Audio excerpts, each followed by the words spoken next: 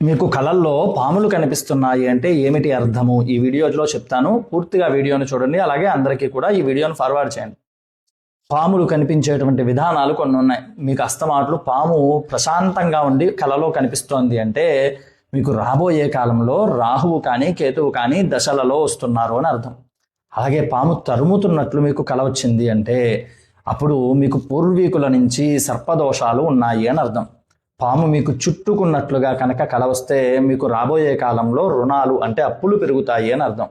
పాము కాటేస్తున్నట్టుగా కల వస్తే మీరు సర్పదోషంలో ఉన్నారు, లేదంటే కనుక మీరు అనారోగ్యము పాలవుతున్నారు అని అర్థం. ఇవన్నీ కూడా స్వప్న శాస్త్రము ప్రకారం పాము కల్లోకి వచ్చినప్పుడు వచ్చేటువంటి ఫలితాలు. మీరు వెంటనే దగ్గరలో ఉన్న సుబ్రహ్మణ్యేశ్వర స్వామి గుడిలో 6 మంగళవారాలు అర్చన చేయించుకుని స్వామివారికి అభిషేకం చేయించండి. ఈ దోషాలన్నీ తొలగిపోతాయి. మనకి ఇప్పటికీ 29,000 మంది ఫాలోవర్స్ ఉన్నారు. ఎంతమంది ఫాలోవర్స్ అయితే అన్ని బిల్వదళాల చేత స్వామికి అర్చన చేసుకుందాం. ఒక్కొక్క ఫాలోవర్ ఒక్కొక్క బిల్వదళంతో సమానం. సర్వే జనా సుఖి